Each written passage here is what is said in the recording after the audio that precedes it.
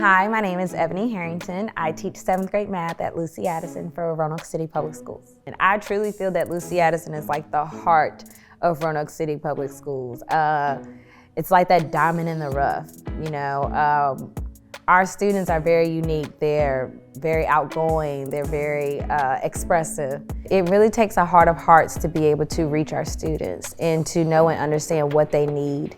So on a daily basis, I check in with my students. If my student comes in and is having a bad day, providing them with additional time on the work or giving them a break to just rest. So we did provide every student with materials at the beginning of the year. So every student got a little drawstring backpack that had all the basic necessities: a notebook, a binder, loose leaf paper, pencils, pens, erasers, and then they either got crayons or colored pencils or markers, just something that they can have to color. And a lot of my students were super excited just to have resources. Some students come in at the beginning of the year and they have nothing.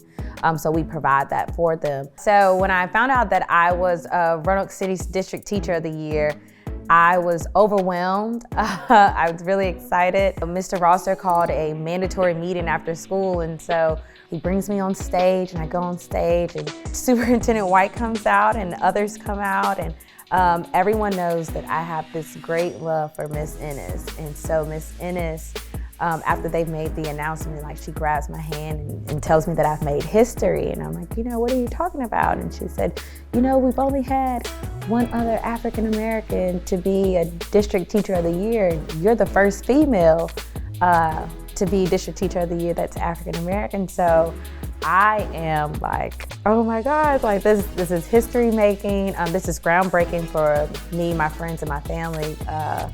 And I truly believe, you know, you give people their roses when they're due. Not saying that mine were due at that point in time, but you know, the way things aligned, it happened, and it happened for a purpose. But District Teacher of the Year would not be the only honor Eboni received. I was in my classroom and my principal comes in and is like, you need to get all your stuff. We have to do a mandatory sweep of your room, and you need to go to the auditorium, get everything that you need and take your students down to the auditorium. So I'm panicking because I'm like, what's going on? Like, I need to get all this stuff. So I get all of my stuff. I go down to the auditorium and I am trying to figure out, how do I execute my lesson for the day, but just not in my normal space. So we print out the materials, I get my students pencils, and I'm still teaching. I have them sit every other seat for space-wise, and I'm still teaching. I'm just going.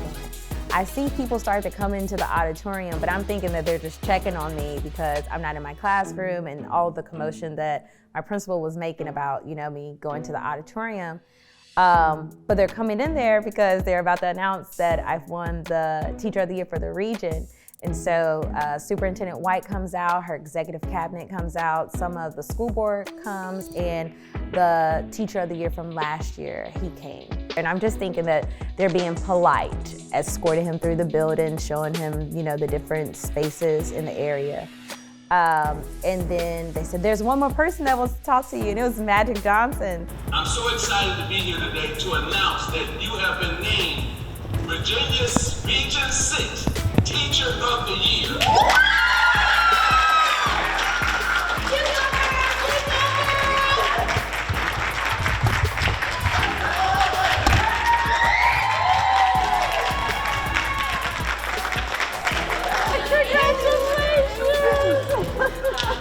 Thank you, Magic.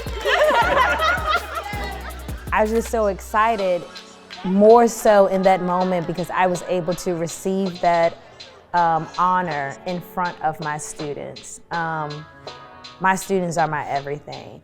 So to be able to receive that honor in front of my students, that meant the world to me. I really enjoy teaching because it is a promise to my younger brother who suddenly passed away in 2015. He always reminded me that he had me, and his famous words were, I got you, I got you. And as I became an educator, I saw a lot of students that needed me to be that for them. So for my students, I constantly want them to understand that it does take a village, but with me, I can be their village. And I could comfort them and support them in ways that many people may not be able to. So as an educator, I feel like it's more than just academics. It's also supporting the students' needs and meeting them where they're at.